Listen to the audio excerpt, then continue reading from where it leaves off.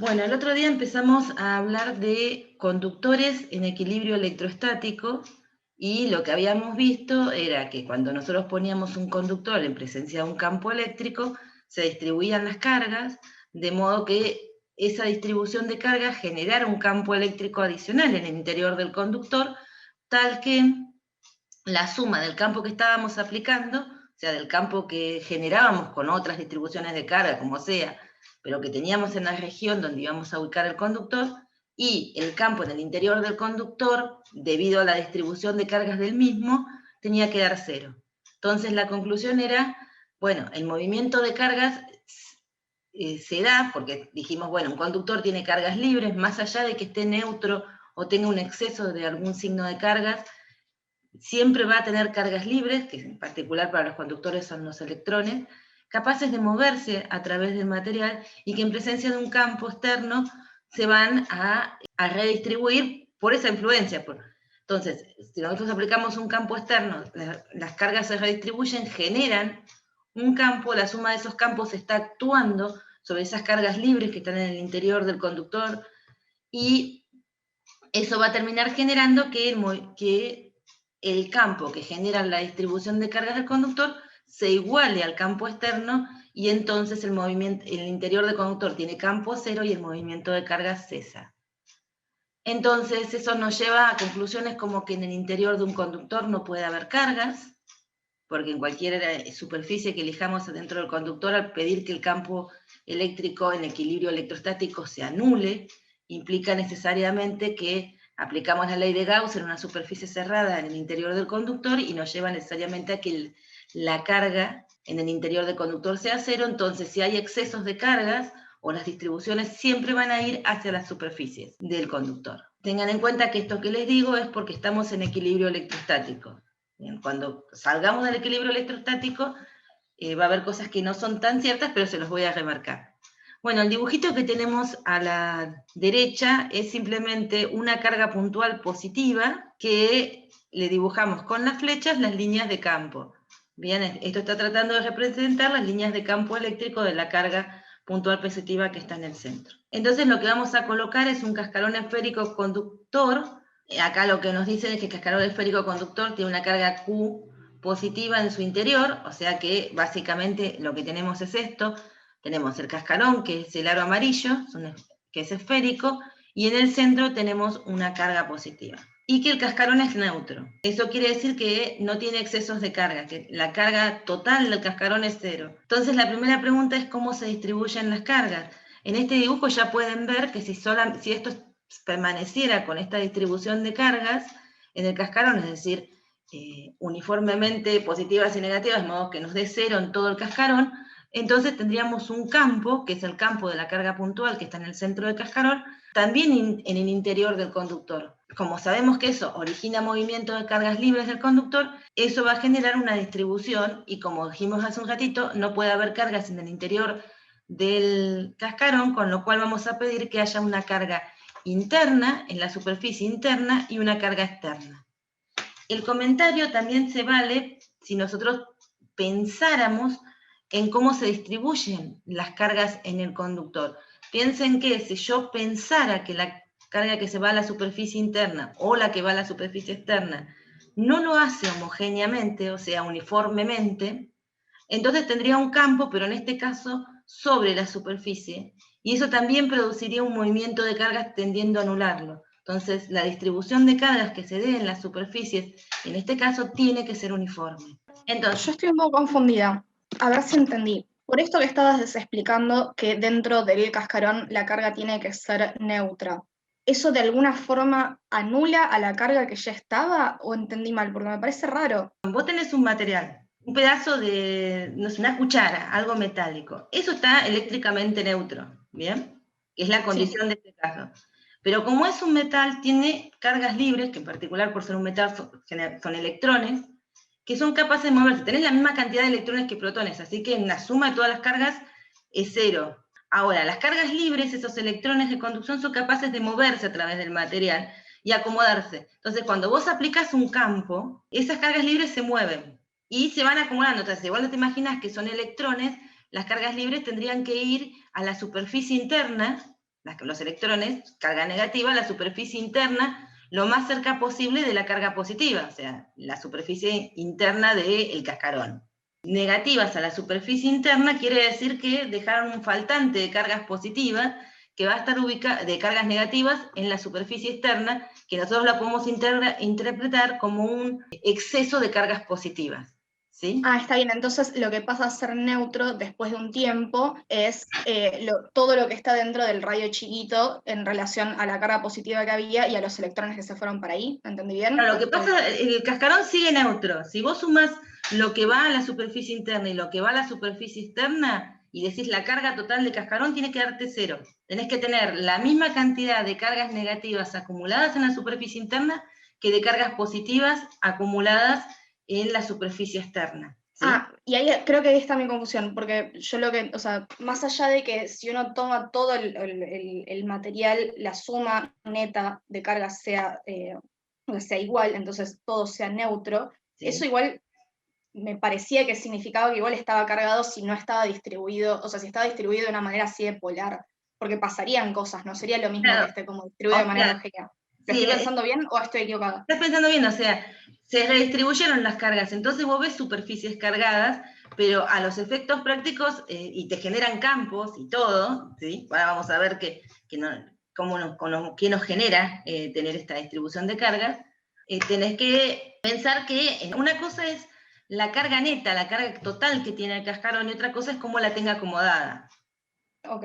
¿Entendés? Vos siempre vas a tener en un metal esos electrones capaces de moverse, o en otros materiales también hay cargas positivas capaces de moverse, entonces siempre vas a tener en materiales que conducen la posibilidad de tener cargas positivas o negativas capaces de moverse, y cuando se mueven, si se mueven electrones hacia la superficie interna, como te decía, porque justo hay una carga positiva en el medio, van a ir lo más cerca posible de la superficie de la carga positiva, con lo cual se van a ubicar en la superficie interna, entonces van a dejar un faltante en la superficie externa de cargas negativas, con lo cual la superficie externa te va a quedar cargada positiva, ¿sí? Pero si vos sumás lo que hay en la interna y lo que hay en la externa, te tiene que dar 0, porque el cascarón no tenía exceso de cargas. Está bien, entonces, pero creo que la parte donde tenía la duda tenía que ver con lo que estaba pasando dentro del cascarón. La cantidad entonces de carga interna va a estar relacionada con la carga del bichito positivo que está en el centro. Sí, ahora vamos a ver cómo hacemos la cuenta. Vamos a usar la ley de Gauss para sacar la cuenta, ¿sí? Listo. Ahora justo es lo primero que hago. Porque estos ejemplos son justamente para que entiendan bien, porque muchos de los problemas, el primer paso es hacer la distribución de cargas, porque vos no podés calcular los campos sin saber cómo están acomodadas las cargas. Si no mirás cómo están distribuidos, no vas a poder contestar cómo son los campos en cada una de las regiones. Que de hecho acá tenemos 3 regiones. Tenemos la interna del cascarón, dentro del cascarón, o sea, la interna quiere decir la que encierra el cascarón, la interna del metal del cascarón, ¿sí? Del material del cascarón, lo amarillo, y después lo externo. Bien. Entonces, tenés que ver cómo se acomodan las cargas para poder saber cómo vas a calcular los campos. Entonces, el primer paso de todos estos problemas es ver la distribución de cargas. Y lo primero que tenemos que recordar es, dentro del conductor el campo es 0, ahí pregunto por qué, y el por qué es la explicación que les di hoy, que si hay un campo en el interior del conductor, las cargas se siguen moviendo. Y mientras se muevan, se van a ir acumulando hasta que generen un campo contrario, que sumado al exterior es de 0. En este caso, la distribución de carga interna y externa en las superficies del cascarón tienen que ser tales que generen un campo en sentido opuesto que anule al campo generado por la carga puntual que puse en el medio. Entonces, pedimos esa condición, que el campo en toda esta región amarilla nos dé 0. Ahora que sabemos que da 0, entonces vamos a aplicar la ley de Gauss. Entonces, acá apareció ahora una superficie gaussiana concéntrica que respeta la simetría del problema.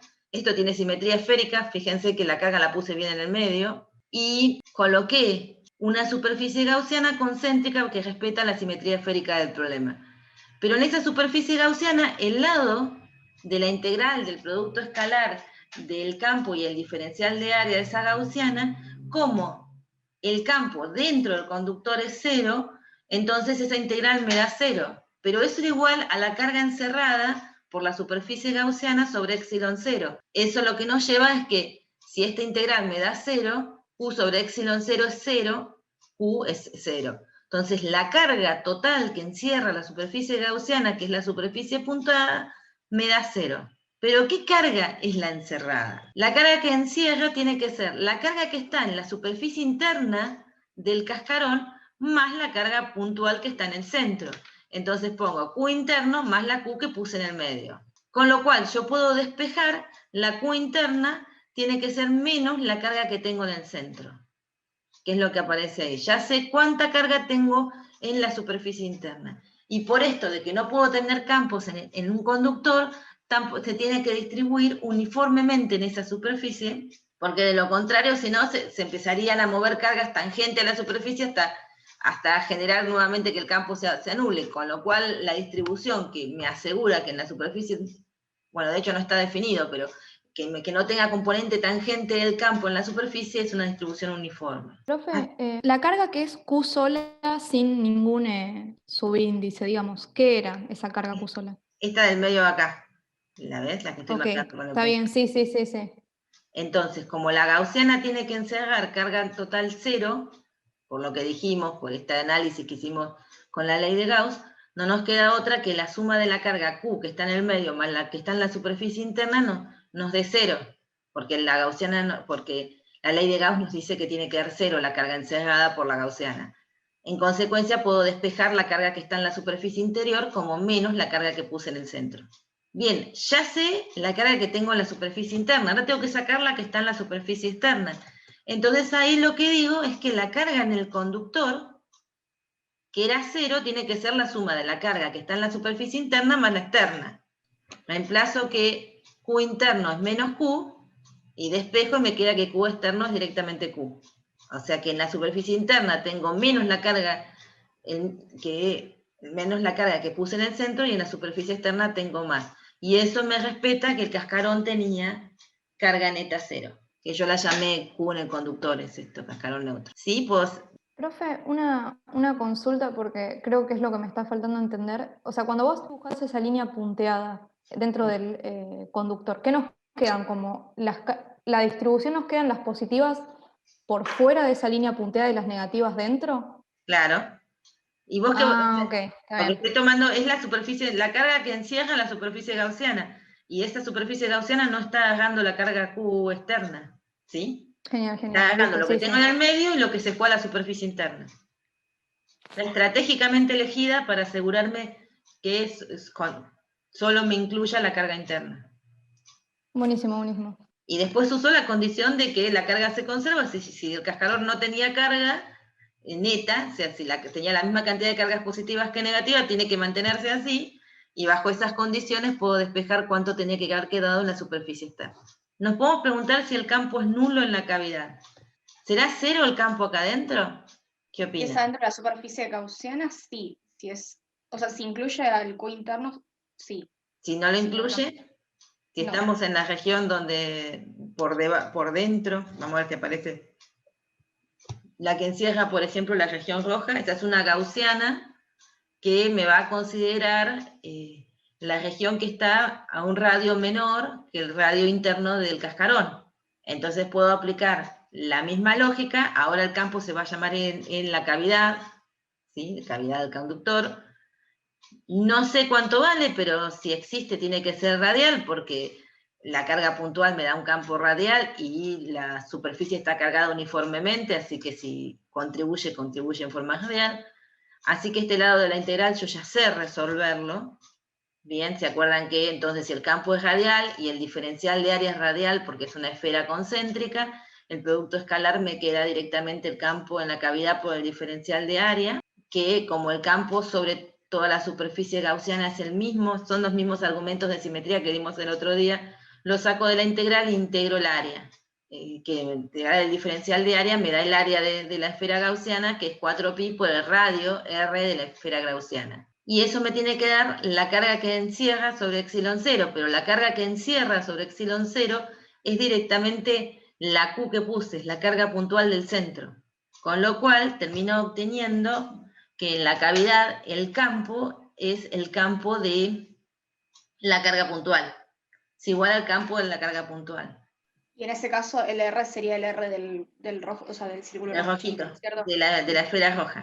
¿Qué pasa fuera del cascarón? Entonces tengo que poner una superficie gaussiana concéntrica, pero en este caso que pase por fuera, que es la verde. Sean piadosos que siempre se me corren las cosas.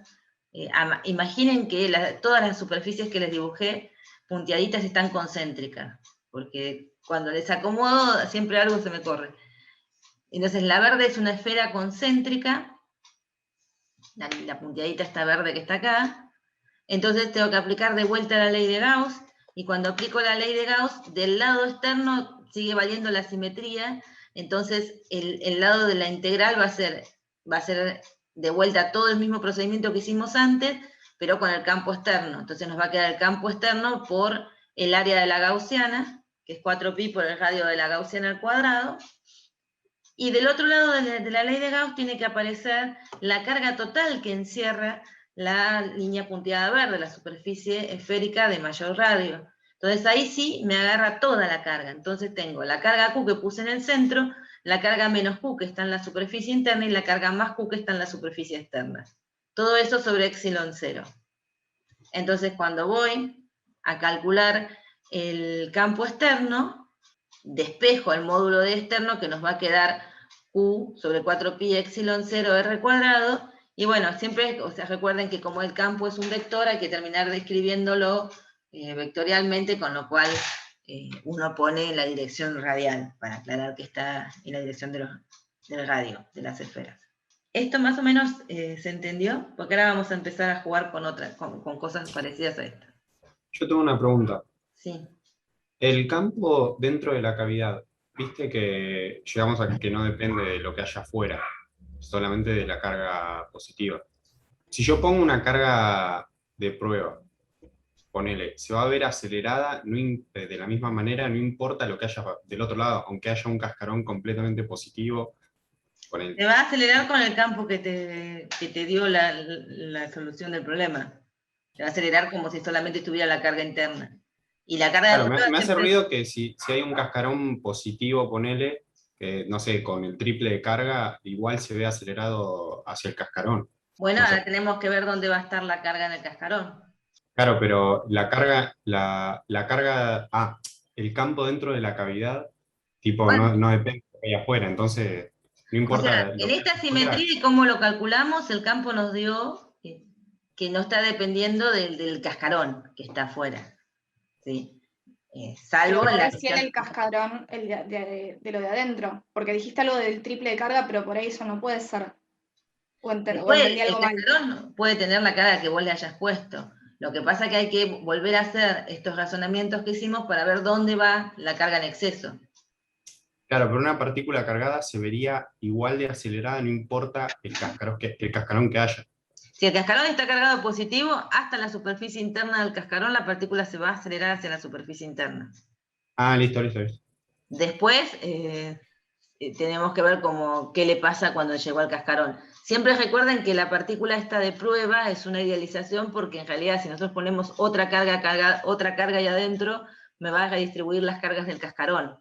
Siempre es pensar que es muy chiquitita, ¿se acuerdan? Lo hacíamos con el límite para la carga de prueba tendiendo a 0 para que no me altere, porque si pongo una carga cualquiera ahí, tengo que considerar el campo de esa carga también. Y eso me altera la distribución. O sea, si el cascarón no fuera metálico, fuera aislante y yo lo cargué, esos problemas no los tenemos, ¿sí? Y la carga del centro la tengo fija, es algo cargado fijo en el medio, no tengo problema.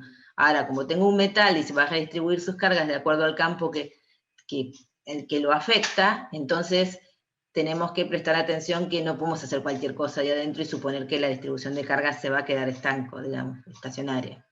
Bueno, ahora tenemos el mismo cascarón, tenemos la carga puntual, ¿sí? Que esta celestita de acá adentro, tenemos el cascarón como teníamos antes, la posibilidad de una carga interna y una carga externa, pero lo conectamos a tierra.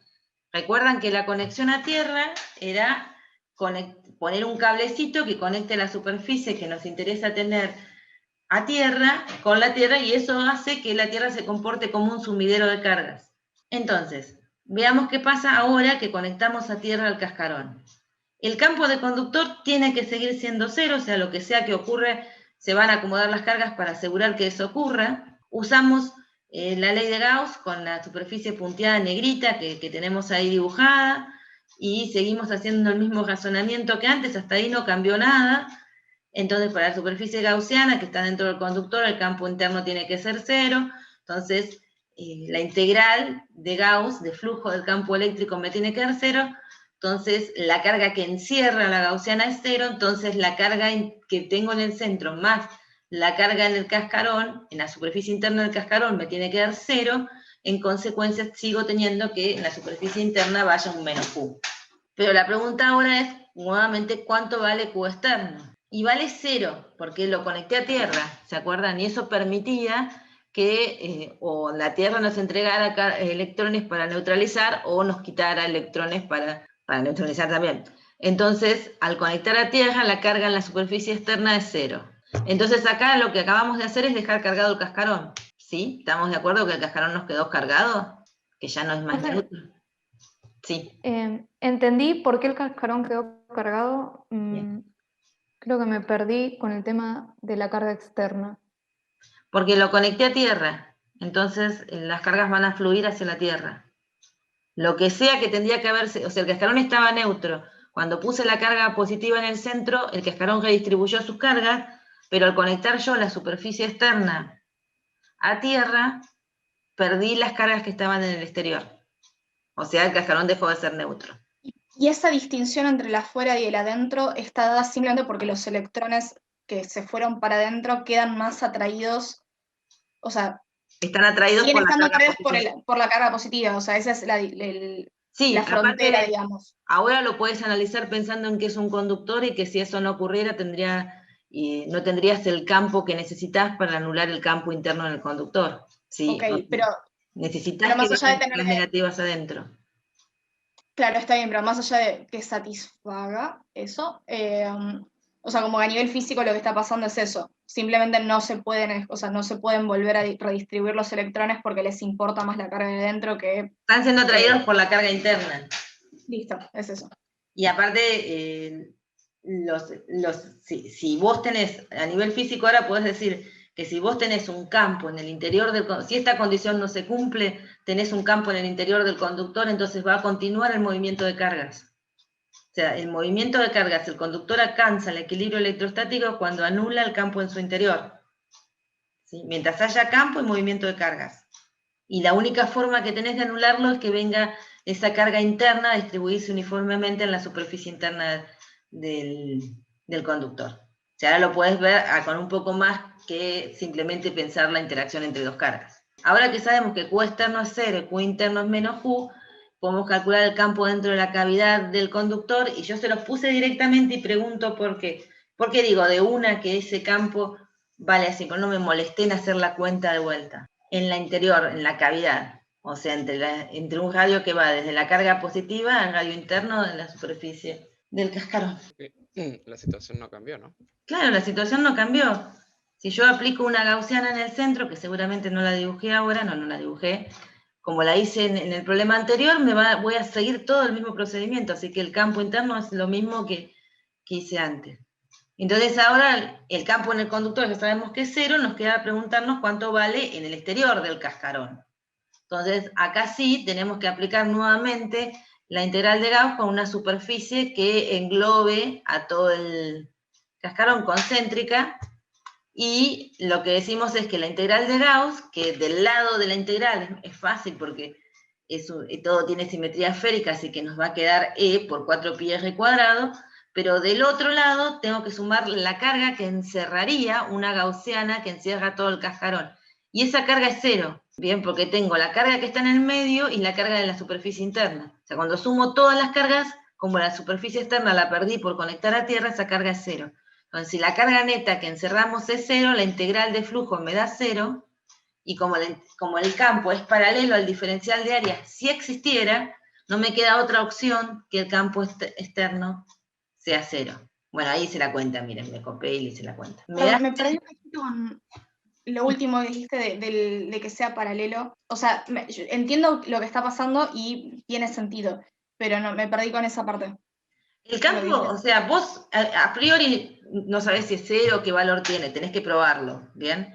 Pero lo que seguro estás sabiendo es que esto tiene simetría esférica. O sea que si hay un campo, va a tener que cumplir ser radial. Todos los argumentos de simetría que dimos en la clase anterior, de que si yo me paro sobre un punto, ese seguro es un radio, y que si yo roto la esfera respecto de ese radio, el campo no debería cambiar porque yo no veo cambios en la distribución de carga cuando la roto, entonces no puede tener componentes que no sean radiales porque las otras componentes rotarían al rotar la esfera, y si vos no ves cambios en la distribución, no deberías ver cambios en el campo.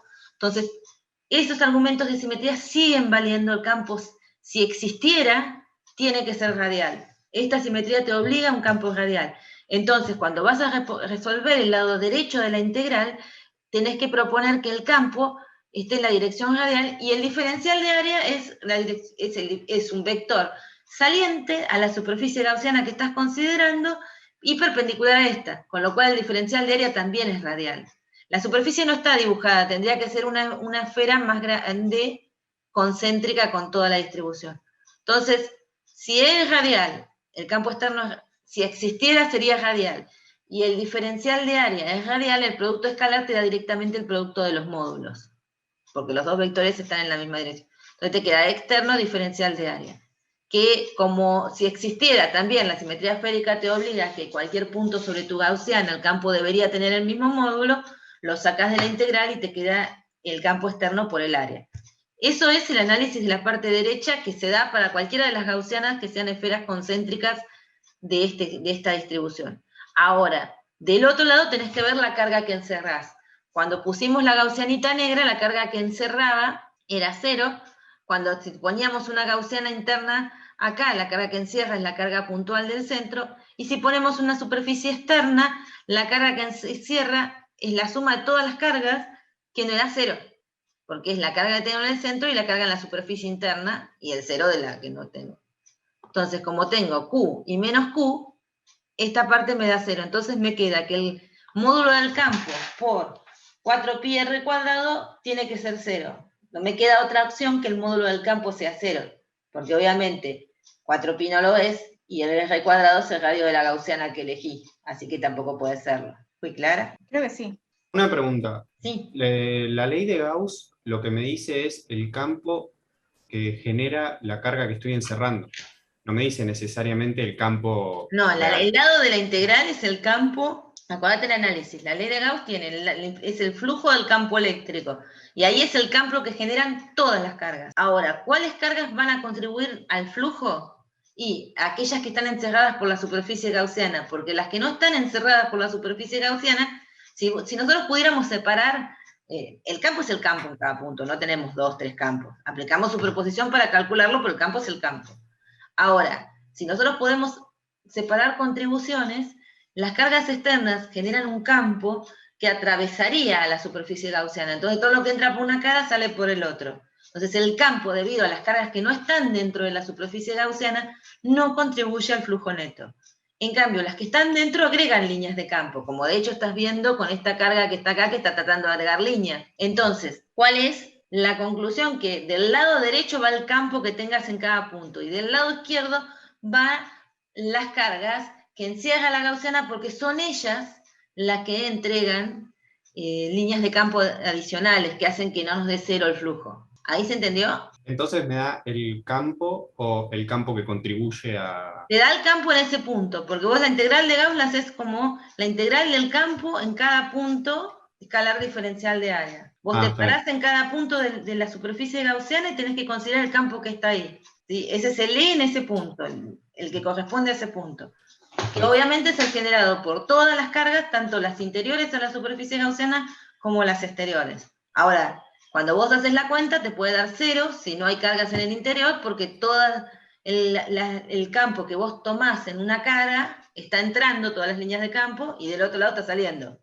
Cuando haces la integral de flujo en toda la superficie, te da que el flujo neto es 0. Así que no hay una fuente ni un sumidero de líneas de campo. Bueno, entonces ahora tenemos uno que creo que estaban diciendo si teníamos 3Q, bueno, esta tiene 2Q, es más o menos lo mismo.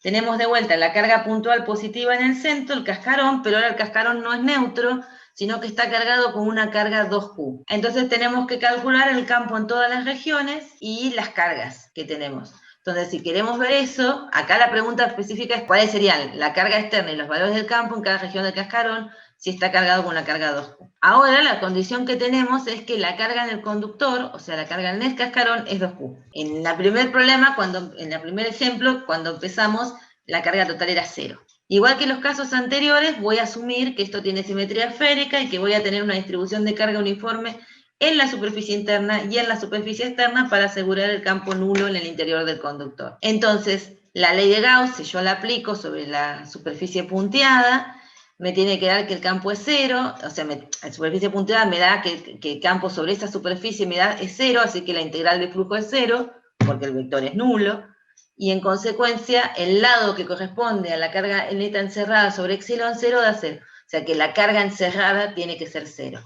Entonces, de vuelta, lo mismo que hicimos en el caso anterior, hacia la superficie interna va Q negativo, menos la carga que tengo en el centro. Bueno, entonces ahora tenemos que preguntarnos qué hay en la superficie externa, cuánta carga tengo en la superficie interna. Entonces, lo que tengo que aplicar es que la carga en el conductor era 2Q, y eso tiene que ser la suma de las cargas en la superficie interna y la externa. Si yo reemplazo que en la interna está menos Q, cuando despejo la carga externa, me queda que a la externa tiene que ir 3Q. ¿Sí? ¿Se perdieron con tantas Qs? Sí, ¿podrás repetir, profe? Perdón, me perdí un poquito. O sea, la carga en el conductor era 2Q. Ahora, Sí. y si tuviese solo el cascarón, tendría las 2Q en la superficie externa. Ahora, yo metí una carga puntual en el centro, entonces obligué que venga una carga negativa en la superficie interna del cascarón. Como la carga total del cascarón tiene que ser 2Q, y en la superficie interna puse menos Q, en la superficie externa me tiene que quedar lo que yo despeje. Entonces, Q interno es menos Q, lo despejo, me quedo que Q externo es 3Q. Sí, y una pregunta de lo que nombraste recién, que es como al irse digamos, los electrones a la superficie, la cara interna del cascarón. del anillo del cascarón, nosotros lo estamos poniendo como condición que tienen que ser iguales estas cargas, ¿no? Porque no podría pasar que por ello tenga menos electrones libres que la carga interna. No, el metal tiene suficientes, no te preocupes. Ah, listo, porque era medio torpe la pregunta. No. Es un metal, va a tener suficientes. Listo, gracias. No, son conductores. Si estás con conductores, no te preocupes, van a tener suficiente para anular el campo. Joya. En la cavidad, el campo es, y volvemos a calcular la cuenta, lo mismo que antes, ponemos la gaussiana colorita, hacemos las cuentas, como dijimos hoy en el caso 2, es igual que el caso 1, no cambió nada de la cavidad, tenemos las mismas condiciones, así que el campo me va a dar lo mismo, pero fuera del cascarón tengo que volver a hacer la cuenta. ¿Y qué difiere? El lado derecho de la integral me sigue dando, acá tengo de vuelta la superficie verde, sobre la superficie verde el flujo me va a dar el campo externo, por 4πr cuadrado, por todos los mismos argumentos que antes, porque el campo es radial, porque el diferencial de área es radial, el producto escalar nos da el producto de los módulos, y el campo sobre esa superficie tiene que valer el módulo lo mismo, así que lo saco de la integral y me queda este lado. Del otro lado tengo que sumar las cargas total que encierra la gaussiana, entonces tengo que poner la carga Q que está en el centro, la menos Q que está en la superficie interna, y la más 3Q que se fue a la externa. Entonces el campo en el exterior me quedó 3Q sobre 4pi epsilon 0 R cuadrado. Bueno, ahí siempre está puesto en la dirección radial, que es el paso final, ¿no? Pues que uno encuentra el módulo, tiene que acordarse qué análisis de simetría hizo, o sea, cómo supuso la dirección y sentido del campo para terminar de escribirlo como un vector. Bien, entonces me queda la gaussiana, me queda el campo como 3Q sobre 4pi epsilon 0 R cuadrado en la dirección radial. ¿Se darían cuenta ahora? O sea, esto lo hicimos con esferas, no sé si en la práctica tienen con cilindros, pero las lógicas son muy parecidas. Espero que les sirva para resolver. Puede ser que les pongan una esfera dentro de otra esfera, si la carga esa puntual que yo pongo ahí no es una carga puntual, sino una esfera metálica, por ejemplo, y bueno, tendrían que pensar que dentro de la esfera metálica el campo es 0, si no hay nada, bueno, tienen que ir analizando, pero las lógicas son eso. Si tengo un conductor, anulo en equilibrio electrostático, el campo es 0 en su interior, y a partir de ahí empiezo a aplicar Gauss para ver cómo tengo que distribuir las cargas. Bueno, con esto cerré todo tema ejemplo que tiene que ver con la práctica 2. Vamos a arrancar con la práctica, con lo que tiene que ver ya con los temas de la 3. Bueno, ahí estaba, me olvidé de hacer el último paso, que dibujaba las líneas extra, para que vean que esto era representativo, que el campo era mucho más intenso en el exterior que en el interior. Recuerdan que nosotros decíamos que la densidad de líneas de campo estaba relacionada con la intensidad del campo en una dada región. Por eso también no dibujé nunca líneas dentro del cascarón, ¿sí? Dibujé en la región de la cavidad y en el exterior. Bueno, vamos a hablar de trabajo, energías. Entonces, vamos a empezar por analizar esto. Bueno, el dibujo se ve bastante. En el medio acá tenemos de vuelta la carga puntual Q. Las líneas rosaditas son las líneas de campo.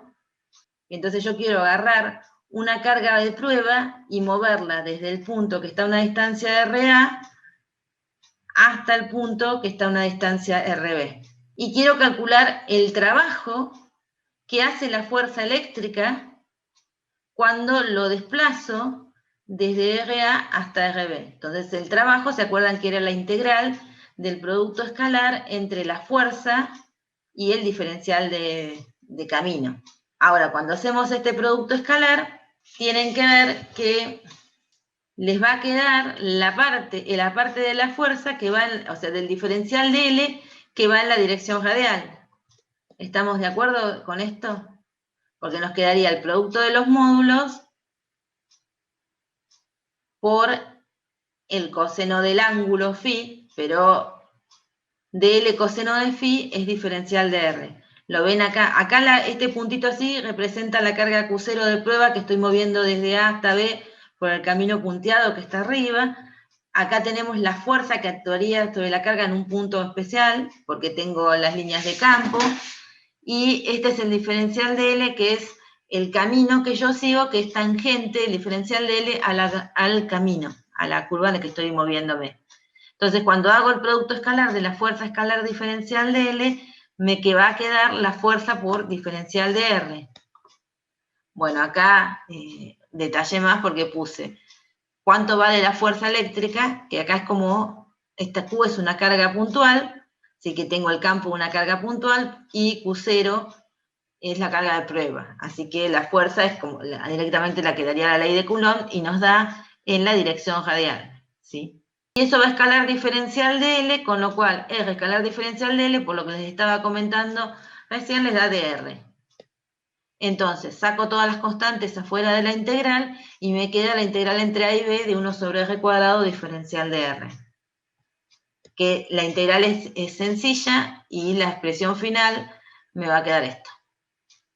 Fíjense que invertí, ¿no? Para que se me saliera el... O sea, me iba a quedar 1 sobre RB menos 1 sobre RA con un signo menos de la integral, con lo cual lo metí dentro del paréntesis y lo reacomodé. Entonces me da un trabajo positivo, lo cual es lógico porque la fuerza, la componente de la fuerza en la dirección del desplazamiento están en el mismo sentido, así que me tiene que dar un trabajo positivo. ¿Hasta aquí me siguieron? Esto es muy física 2, digamos. Hicieron algo parecido con la fuerza gravitatoria en su momento, ¿sí? Sí, se entendió. Perfecto. Bueno, el trabajo es positivo. Si nosotros quisiéramos volver de B a A, ¿bien?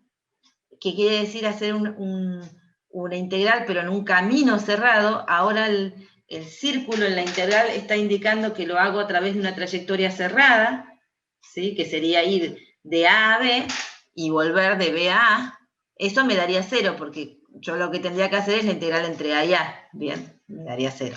Lo interesante de acá es que, ya sea porque la integral da 0 porque volvemos a un mismo punto, o el resultado que nos dio acá cuando nos movíamos de A a B, nos dice que solo depende de los puntos inicial y final, y no del camino. Esto se puede sacar a veces haciendo esto de acá. Si la integral nos da 0, podemos reescribir. Esta cuenta no se las hice, a ver si se las puedo escribir.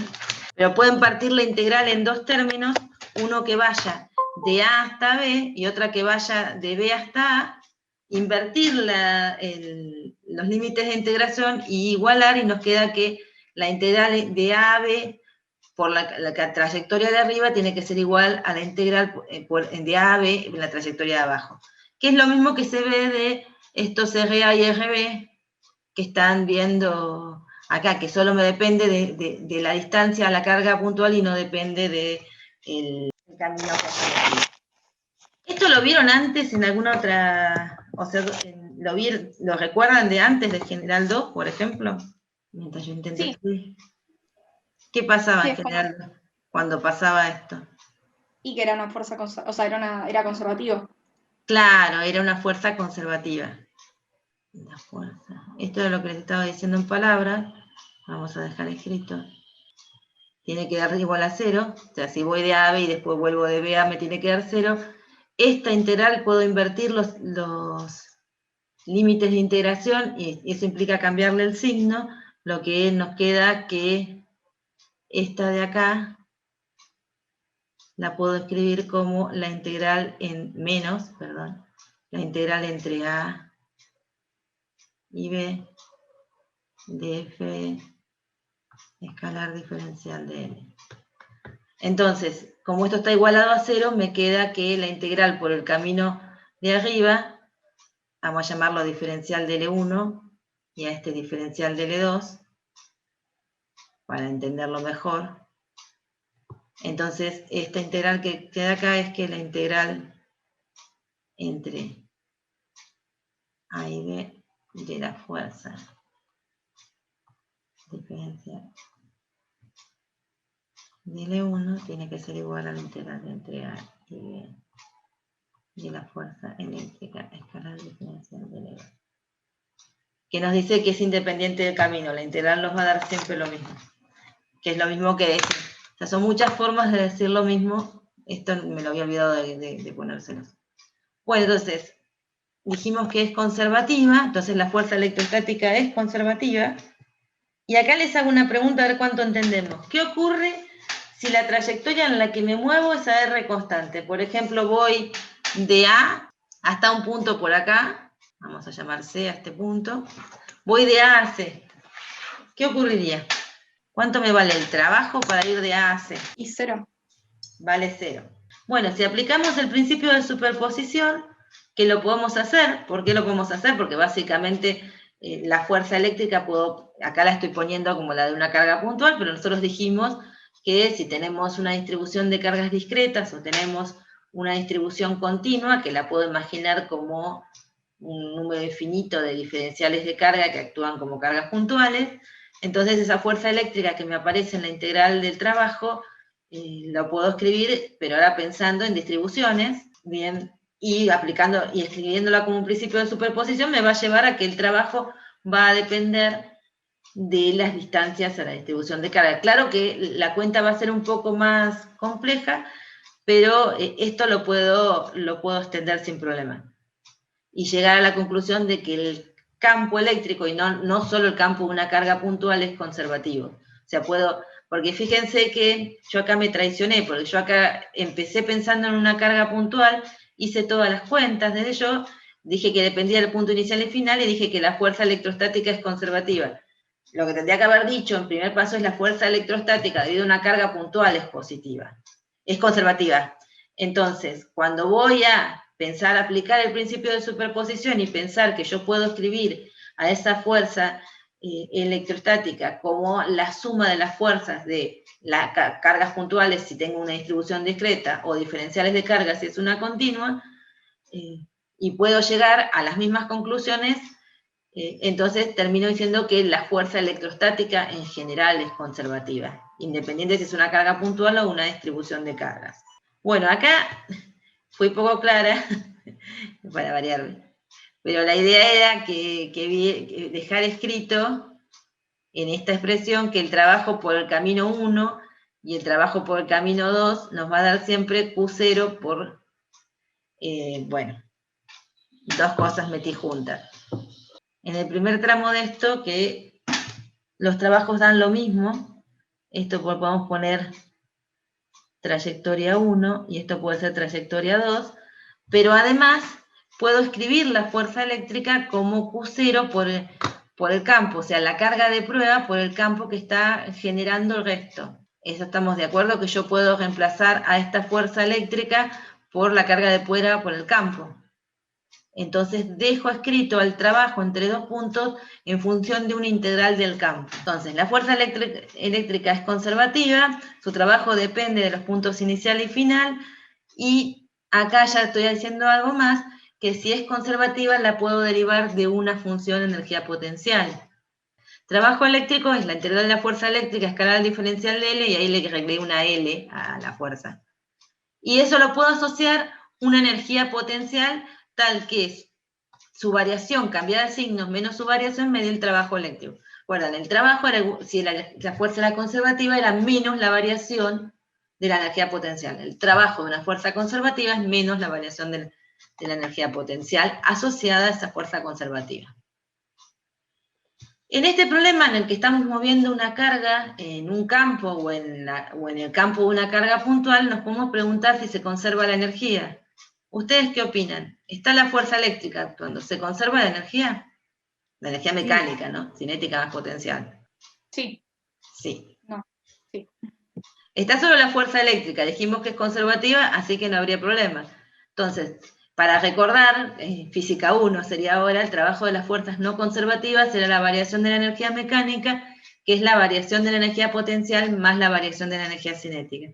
Como en este caso solo tenemos la fuerza eléctrica, que es conservativa, y cuyo trabajo está incluido en el término de variación de energía potencial, entonces esto es el trabajo de la no conservativa es 0, y decimos, bueno, la variación de la energía potencial tiene que ser igual a menos la variación de la energía cinética. Esto eran problemas de física 1, ¿se acuerdan? Pero no con fuerza eléctrica. Si la carga se desplaza a velocidad constante, la variación de la energía cinética es 0, porque está a velocidad constante. ¿Qué condición debe cumplirse para que la carga se desplace a velocidad constante? O sea, yo tengo el campo, por ejemplo, generado por una carga puntual, pongo la carga de prueba Q, se va a acelerar. De hecho, estuvimos viendo la fuerza y demás. Eso quiere decir que difícilmente con la sola acción de la fuerza eléctrica vamos a tener la condición de movimiento de la carga a velocidad constante, de la carga de prueba. ¿Qué condición tendríamos que poner para que logremos que la carga de prueba se mueva a velocidad constante? Que haga un movimiento circular. Bueno, ahí, ahí tendrías que tener en cuenta que no se mueve a velocidad constante porque está variando Claro, el módulo de la... No te varía, o sea, no te varía, el módulo está constante, pero te está variando la dirección. Sí. Así que no. ¿El campo sea 0? Claro, sí, pero la carga puntual la tenemos, así que el campo no va a ser 0. Básicamente lo que tenemos que hacer es poner otra fuerza, ¿sí? O sea, solo la fuerza eléctrica no va a generar que la carga se mueva a velocidad constante. Entonces tenemos que pedir que haya una segunda fuerza, que es el agente externo, tal que la fuerza del agente externo más la fuerza eléctrica nos dé 0, con lo cual la fuerza del agente externo va a ser menos la fuerza eléctrica. Y entonces van a encontrar, yo esto se los aclaro porque después vayan y lean los libros y tal vez ahora entiendan un poco mejor, van a encontrar que el trabajo del agente externo, ustedes lo pueden relacionar con el trabajo de la fuerza eléctrica, o sea, pueden reemplazar la fuerza eléctrica como menos F, y eso les va a permitir relacionar el trabajo del agente externo con la variación de la energía potencial. Entonces, cuando se encuentren que están diciendo que la variación de la energía potencial es igual al trabajo, les están hablando de mover la carga a velocidad constante y del trabajo del agente externo que asegura el movimiento de la carga a velocidad constante. No les están hablando del trabajo de la fuerza eléctrica. ¿Sí? ¿Recalculando? Sí, yo me perdí un cacho, pero tengo una pregunta. Sí. A ver si estoy entendiéndolo bien o mal. Me estoy tratando de imaginar cómo sería, por ejemplo, no sé, tenés una carga y tenés una carguita de prueba que se está moviendo alrededor. Para que sea, o sea, a velocidad constante, o sea, una trayectoria recta, si yo tengo una sola carga, por ejemplo, me estoy imaginando que o sea, que es un bicho con simetría radial. Entonces, la fuerza que tengo que hacer, la fuerza externa, como para que sea una velocidad constante, tiene que estar variando, ¿no es cierto? No puede ser una fuerza constante. No, tiene que ser igual a la fuerza eléctrica, cambiada de signo. Y si la fuerza eléctrica está cambiando, vos vas a tener que cambiar la fuerza que hagas. Pero esa fuerza eléctrica no es como radial. Sí, es la fuerza eléctrica de una carga puntual. Así que cuando cambies la distancia te va a cambiar el valor. Claro, Y entonces por también va eso a la cambiar fuerza... O sea, cuando estés más cerca de las cargas vas a tener que hacer más fuerza y cuando estés más lejos vas a tener que hacer menos fuerza.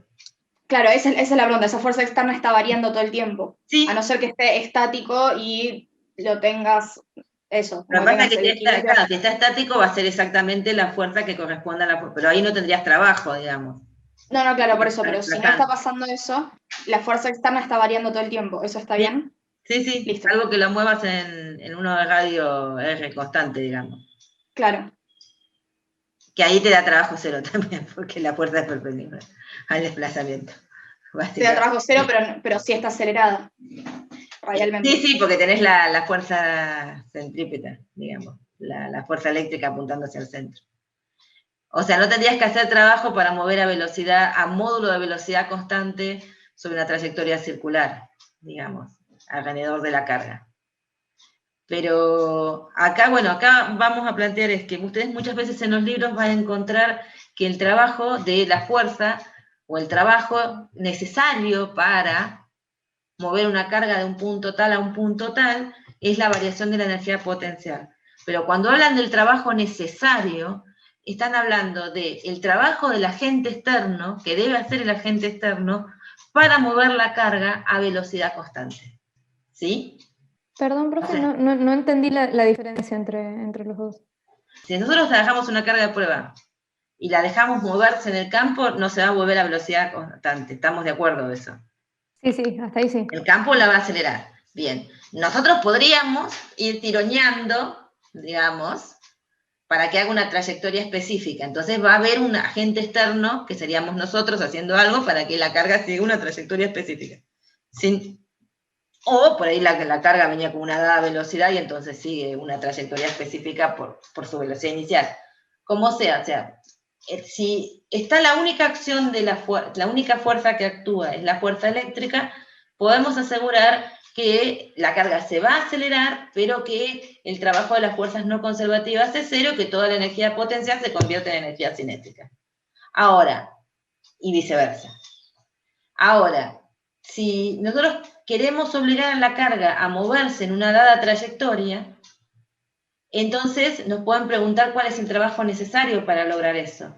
Entonces, nosotros vamos a decir, bueno, lo quiero mover poniendo el menor esfuerzo posible. Entonces, si yo quiero moverlo a velocidad constante, entonces tengo que igualar a la fuerza eléctrica, pero en sentido opuesto.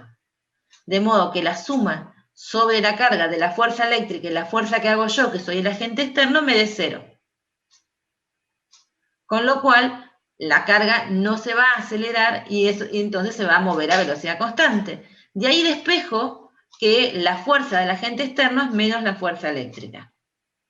Vengo a calcular el trabajo del agente externo y ese tiene que ser igual a la integral entre los dos puntos en los que yo quiero mover a la carga a velocidad constante, en este caso particular, de la fuerza escalar el diferencial de L.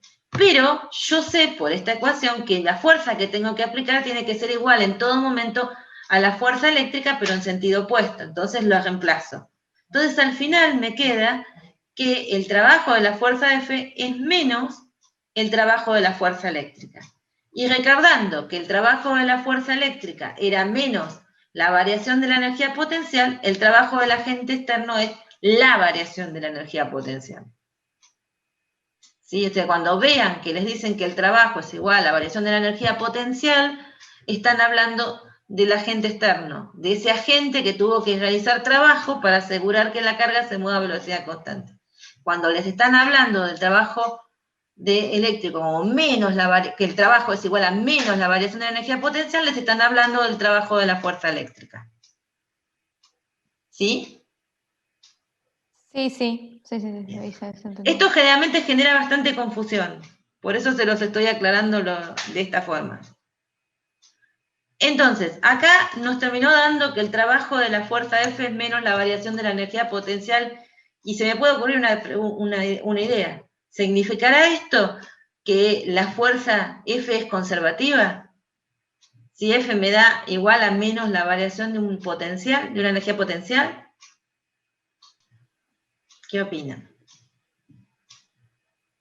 ¿Sí? No. No. No, porque es una casualidad que me dé igual a menos la variación de la energía potencial. Es porque estoy haciendo yo una fuerza que es igual y cambiar el signo a la fuerza eléctrica. La que es conservativa es la fuerza eléctrica. Que yo la imite no significa que la fuerza que pueda hacer el agente externo se va a convertir en una fuerza conservativa. ¿Se entiende? Yo podría hacer otra fuerza, mayor o menor a la fuerza eléctrica. Y entonces no me quedaría, si yo hago una fuerza mayor a la fuerza eléctrica, no me quedaría que el trabajo del agente externo es igual a la variación de la energía potencial. Yo, sin lugar a duda, siempre voy a poder asignarle menos la variación de la energía potencial al trabajo de la fuerza eléctrica, pero no siempre se lo voy a poder asignar al trabajo del agente externo, solo en las condiciones que estoy diciendo ahora. ¿Ahí se entendió por qué no es conservativa? ¿Están recalculando? Sí, se entendió. Recalculando. Cuando uno daba vuelta más en la esquina y el GPS empieza recalculando. Sí. Doble mierda. El gallego que te viene a decir doble. Pues doble. Yo, o sea, más o menos en el sentido de que entiendo por qué teórica, o sea, que el hecho de que una fuerza sea o no conservativa tiene que ver con algo muy intrínseco de la naturaleza de esa fuerza. Bien. Pero si en este caso la fuerza externa la estoy definiendo como que responde a una fuerza conservativa, y que siempre va a responder a una fuerza conservativa, por lo menos dentro del marco de esto que estoy planteando. Así. Estoy haciendo una fuerza que, digamos, por decirlo entre comillas, imita la fuerza eléctrica, pero yo podría eventualmente hacer una fuerza mayor, por ejemplo. No, está bien. Yo solo digo, o sea, claro, o sea, no digo que cualquier fuerza externa que se me ocurra vaya a ser conservativa, pero en el marco de esto, igual digo que no es conservativa simplemente porque, o sea, eso, no... O sea, que vos tirando de un carro, o sea, suponete, vamos a hacerlo con la gravitatoria, que es más fácil imaginarse que uno está haciendo fuerza. Agarrás y levantás un peso, suponete, pero lo levantás a velocidad constante. ¿Significa que la fuerza que estás haciendo vos con tu brazo va a ser conservativa? Y no. No. Listo. Bueno, es la misma lógica acá. Así que casualmente, por las condiciones del problema te dé, no significa que no lo hace conservativa. Lo que sí yo quería remarcar es esto que les decía, que cuando les hablan de que su trabajo es igual a la variación de la energía potencial, están hablando del agente externo y están hablando de un trabajo a velocidad constante. Sí. Porque eso a veces lo suele confundir, no saben por qué aparece un signo menos y se les empiezan a hacer líos en las cosas. ¿Se conserva la energía ahora? ¿Qué opinan? Tenemos F y F eléctrica. Hoy nos preguntamos al principio, ¿se acuerdan? ¿Se conserva la energía? Cuando estaba la fuerza eléctrica me dijeron que sí. Ahora la pregunta es, ahora, en este caso en particular, ¿se conserva? No, porque si la fuerza no era conservativa... Claro, perfecto. Tenemos el trabajo de F, que es el trabajo de una fuerza no conservativa. Así que habrá haber una variación de energía mecánica. Bueno, y acá vienen aclaraciones. Bueno, acá hay una aclaración un poquito más rebuscada. Fíjense, yo pido que la variación de la energía potencial sea 0. Eso inmediatamente me va a implicar, por la relación que tengo acá arriba, que el trabajo de la fuerza eléctrica me tiene que dar 0. ¿Bien? Porque si delta U es 0, el trabajo eléctrico es 0. Ahora, mirando esta expresión, la parte de la integral, eso significa que para que esta integral me dé 0, el producto escalar me tiene que dar 0. ¿Sí? O sea, si estoy pensando que no es en hacer una integral entre dos puntos, ¿sí? No en que se me compense, no quiero ir y volver, no quiero ir de A a B y de volver a A. Está bien, estoy haciendo una integral en un camino donde, supónganse, si volvemos a la carga puntual, tengo RA y RB, o tengo dos distancias. Entonces, acá la condición es, si yo llego a tener un delta U igual a 0, me da el trabajo 0, y esto quiere decir que el producto escalar de la fuerza por el diferencial de L es 0. Si volvemos a la idea de campo, acá nos quedaría Q0 por E, o sea que E escalar diferencial de L me da 0, lo que significa es que me estoy moviendo sobre una superficie tal que el campo es perpendicular a la superficie. Pero no es el caso general, digamos, es un caso... O sea, en un caso particular en que delta U sea igual a 0 y me esté moviendo por un camino AB, puede ser que me esté moviendo en una región en la que el campo es siempre perpendicular al diferencial de camino. Esas regiones me van a importar dentro de poco, cuando vaya a definirlas. Pero básicamente lo que dice, si delta U es igual a 0, me va a llevar a que el trabajo es 0, y eso significa que me puedo llegar a estar moviendo en una trayectoria tal que el campo siempre me quede perpendicular a la trayectoria. Y un caso de esos lo estuvimos viendo en la hojita anterior. ¿Cuál era la trayectoria en la que el campo siempre era perpendicular? Cuando se movía por el contorno, digamos, del círculo. Claro, cuando estábamos Punto circular. Claro, y acá habla de superficie porque en realidad cualquier movimiento en una esfera sobre la superficie de una esfera concéntrica con esta carga, en este caso, me va a dar trabajo 0, ¿sí? Porque mientras mantenga la R constante me va a trabajo 0. Y como esto no estamos viendo todos los casos, o sea, pero podríamos encontrar otras superficies que me cumplen eso, que el campo siempre es perpendicular a la superficie y me dan 0. Por ejemplo, en un plano, ¿se acuerdan que el campo era uniforme alrededor del plano y siempre era perpendicular al plano? Entonces cualquier plano paralelo al plano infinito cargado va a cumplir esa condición de que moviéndome por ahí el campo va a ser siempre perpendicular a la trayectoria y en consecuencia me da un trabajo 0, y en consecuencia no varía la energía potencial. O sea, moverme acá, por ejemplo, en la carga puntual o en una esfera cargada, en una esfera sobre la superficie de una esfera concéntrica, me asegura que no varía la energía potencial, y en el caso de, por ejemplo, de un plano, sería moverme sobre un plano paralelo al plano infinito cargado. En el caso de un hilo o un alambre, sería moverme en el contorno de un cilindro concéntrico con el hilo o el alambre. O sea, vamos a ir encontrando, miramos hacia cómo apunta el campo y entonces sabemos cuáles son las superficies a las cuales siempre es perpendicular el campo y sobre las cuales movernos no hace necesario que hagamos trabajo. Eso era lo que trataba de decir ahí. Manera media rebuscada lo escribí, pero bueno. Y otra observación más. Bueno, la otra cosa que nos pasaba también con la energía gravitatoria, ¿se acuerdan que uno está definiendo trabajo como menos la variación de una energía? O sea, lo que tenemos definido son las variaciones de la energía potencial. No tenemos definido el 0. ¿Dónde está el 0? No la tenemos definida en forma absoluta.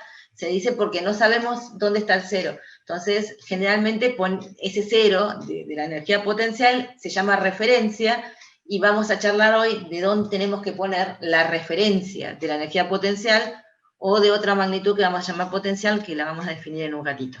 Esto es igual que con la gravitatoria. No tenemos definido el 0 de la energía potencial porque está definido a partir de una variación. Entonces tenemos que definir la referencia. Es algo que elegimos nosotros en los problemas, pero tenemos que ser claros de cuál elegimos y tenemos que mantenerla a lo largo del problema. Bueno, y acá hay como un ejemplito, así distensionamos un poco, y ¿se acuerdan que hace como 2 clases atrás hablamos de tener 2 placas cargadas? Teníamos un campo uniforme en el interior, después probamos que eso era así, que si poníamos 2 placas de área muy grande, separadas a una distancia chiquita, las podíamos pensar como 2 placas infinitas cargadas, y en el interior de esas 2 placas podíamos suponer un campo uniforme que apuntaba desde la placa positiva a la placa negativa. Obviamente las placas están paralelas, ¿no?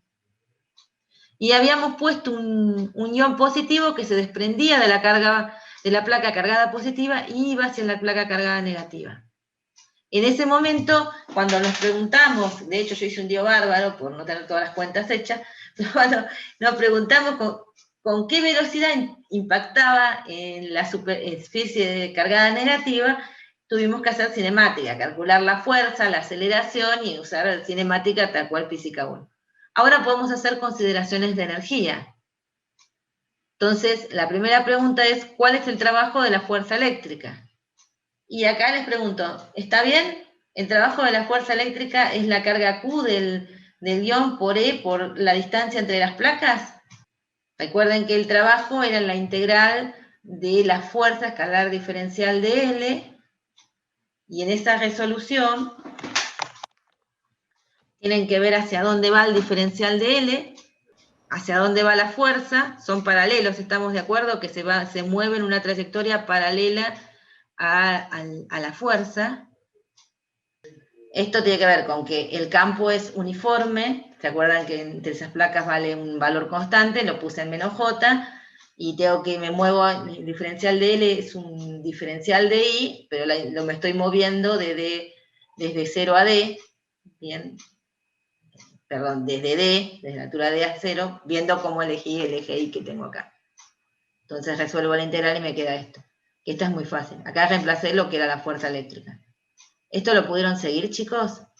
Yo me mareé ahí con el tema de los símbolos en los versores, porque, o sea, no entiendo por qué tomamos como positivo el diferencial de I si está como yendo... Ah, bueno, si vos lo ponés como negativo, entonces ponés de 0 a D, o sea, o elegís el diferencial de L. O sea, el diferencial de L está en la dirección del diferencial de I. ¿Está bien? Si vos lo elegís que el diferencial de L es menos diferencial de I, ¿sí? O sea, que está en menos J, entonces ponele entre 0 y D. Porque si no estás eligiendo dos veces el signo. Es por eso. Ok. Igual estamos de acuerdo que está bien la cuenta, porque si lo analizamos, el trabajo nos tiene que dar positivo. Claro, sí, hasta ahí sí. Me perdí después cuando hiciste el cambio de los Claro, límites de integración. Tenés que fijarte o sea, si lo haces entre D y 0, poner el diferencial de I como positivo, porque ya los límites de integración te están diciendo hacia dónde te moves. Sería esa la lógica. Y si le pones al diferencial de I, entonces poner los límites de integración positivos, porque si no estás dando vuelta el hacia dónde te moves de vuelta, con los límites de integración. Bien. O sea, no lo haces dos veces. ¿Viste? Como en las primeras clases cuando les decía no le pongan el signo, si ya eligieron para dónde va la fuerza, no le pongan el signo después cuando resuelven, porque se les es elegir dos veces el signo. Bueno, es una cosa parecida. Genial. Claro, porque si no me queda o no me queda el menos, digamos, el lado adentro del integral y después me lo vuelve a dar vuelta, digamos, una cosa así sería. Claro. Genial. O elegís que de L es de I y lo manejás para dónde te moves con los límites de integración, o elegís el menos de I, entonces poner los límites de integración para que no te cambien el signo. Perfecto. Bueno, entonces tenemos el trabajo eléctrico y nos preguntamos, ¿se conserva la energía? Si la única fuerza es la eléctrica, entonces sí. Se conserva la energía. Entonces la variación de la energía mecánica es 0. Entonces la variación de la energía cinética es menos la variación de la energía potencial. Entonces, menos la variación de la energía potencial, dijimos que era el trabajo eléctrico. Bien, y eso tiene que ser igual a la variación de la energía cinética, con lo cual, bueno, me aceleré. De acá pueden despejar de una la velocidad final con la que impacta. ¿Estamos de acuerdo? La energía mecánica se conserva, entonces la variación de la energía cinética es menos la variación de la energía potencial, pero menos la variación de la energía potencial es el trabajo eléctrico, así que el trabajo eléctrico es la variación de la energía cinética, y de ahí pueden sacar la velocidad. Sí, acá está todo junto, o sea, desarrollé la sorpresa. Si deseamos que la carga retorne a la placa positiva, ¿cuál es el trabajo mínimo necesario? Y ahí yo les puse que era igual al trabajo eléctrico. Entonces, ¿qué quise decir con mínimo necesario? Sería la pregunta. Porque si no es conservativa la fuerza externa que lo devuelve para el otro lado, como que lo puedo desplazar lateralmente y el trabajo no necesariamente va a ser el mismo. Claro, bueno. Pero ahí fíjate que como es el mínimo necesario, yo lo que querría hacer sería lo que uno siempre hace, ¿no? Hacer el menor esfuerzo posible. Menor esfuerzo posible significa que la fuerza que nosotros apliquemos sea igual, sentido contrario, al de la fuerza eléctrica, ¿sí? De modo que la carga se mueva a velocidad constante. Si no le queremos entregar energía cinética a la carga, solo la queremos mover hacia la placa positiva. Entonces hacemos la misma fuerza que la fuerza eléctrica para volverla a llevar a la placa positiva. Y eso nos vuelve a dar un trabajo positivo. ¿Pero por qué? Fíjense, nos dio trabajo positivo el de la fuerza eléctrica cuando iba hacia abajo, ya nos da trabajo positivo el trabajo que tenemos que hacer nosotros para llevar la carga de vuelta a la placa positiva. ¿Está bien que nos dé positivo el trabajo que hacemos nosotros? Sí. Sí, porque la fuerza que hacemos nosotros, la fuerza eléctrica siempre va a ir hacia abajo, digamos en menos J, pero el que hacemos nosotros va a ir en J. Así que está bien que nos dé positivo, ¿bien? Y ese trabajo de F es energía que le estamos dando energía potencial que le estamos dando a la carga positiva. Le estamos entregando energía. Bueno, y obviamente no se conserva la energía porque hay un trabajo de una fuerza externa. ¿Esto más o menos les cerró? Sí. Bueno, ahora vamos a hacer el cambio de enfoque. Vamos a hacer un repaso de lo que estuvimos viendo, pero en vez de hablar de trabajo, de fuerza, vamos a hablar de circulación del campo eléctrico. Recuerdan que yo les dije en un momento, el campo eléctrico es un campo vectorial y puede circular o fluir o diverger es lo mismo.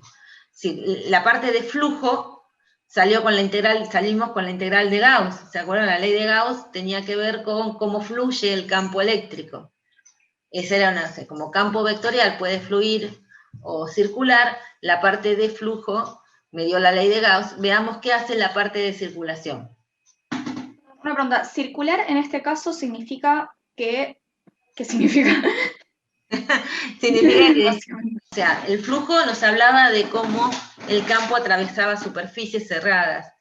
La circulación nos va a hablar de cómo el campo va circulando, si tiene componente sobre una trayectoria. ¿Sí? O sea, ahora en vez de líneas de campo fluyendo a través de una superficie, vamos a mirar las líneas de campo si hacen proyecciones sobre trayectorias. ¿Y qué condiciones cumple hacer una trayectoria cerrada? Como si vos tuvieras proyecciones del campo en la dirección de una trayectoria. Eso sería que el campo circule.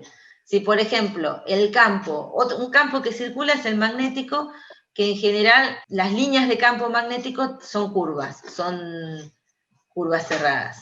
Es pensar si las líneas de campo tienden a ser trayectorias curvas. Estos son conceptos que es como la de flujo, son cosas que ustedes se van a ver en análisis, no sé si ya hicieron análisis, yo sé que es paralela análisis a esta materia, entonces para los que vienen con el plan al día, que por ahí no la cursaron, integral de flujo e integral de circulación son cosas que se ven bastante más adelante en análisis. Y yo se las tengo que dar casi al principio de la materia. Entonces trato de explicársela lo más posible con los dedos para que ustedes entiendan de qué estoy hablando, y vamos a resolver casos sencillos, digamos, pero también se entiende por qué cuesta entenderlo en el momento. Bueno, ¿ves? Acá está la parte que les escribí, resultado de lo que veníamos explicando, que el trabajo eléctrico lo podíamos escribir, bueno, como la integral de la fuerza, escalar diferencial de L, pero la fuerza la podíamos poner como la carga de prueba por el campo. Como la carga de prueba es una constante, nos queda esta integral entre dos puntos del campo escalar diferencial de L. Y también dijimos que en un camino cerrado el trabajo era cero. Si esto es cero, entonces la integral de circulación, y esto es la circulación del campo, a esta integral. En este caso, fíjense que dice que la integral de circulación del campo es cero. Esta parte de acá, que la integral de circulación del campo es cero, uno podría analizar, por ejemplo, acá, mirando las proyecciones de estos vectores, ver, por ejemplo, que cuando miran el diferencial de L trazado acá, diferencial de L va para allá y las proyecciones son casi tienen una proyección sobre el diferencial de L, pero cuando vienen sobre este lado, el diferencial de L va hacia la izquierda y el campo estaría, si empiezan a hacer proyecciones, hacia la derecha. Entonces, este lado contribuye positivo y este lado contribuye negativo. En resumen, una curva cerrada, la integral sobre una curva cerrada del campo escalar diferencial de L les va a dar cero. Entonces, en condiciones electrostáticas, esta integral es cero. Sí. ¿Qué es ese gradiente que está ahí? ¿Tipo el gradiente de qué? Ah, este es el rotor, no es el gradiente, es peor todavía. Ah. El gradiente va a aparecer en unos minutos. No, esta es la que más me voy a conformar que ustedes vamos a tratar de calcular en casos sencillos, pero con la misma lógica que el flujo. Escribir hacia dónde va el campo, escribir hacia dónde va el diferencial de L y hacer el producto escalar y después resolver la integral, que es medio la cuentita que hice hace un rato. Esta es la misma forma de escribir esto. Esto está escrito en forma integral y esto está escrito en forma diferencial. Hay un teorema que les permite reescribir esta integral como una integral del rotor y que cuando les da 0 les dice que el rotor del campo eléctrico es 0. Que no circule significa que el campo eléctrico no rota. Que no rote significa que estas líneas están siempre saliendo de un punto, salen desde las cargas, ¿sí? Está divergiendo desde las cargas. Campo electrostático diverge, no rota.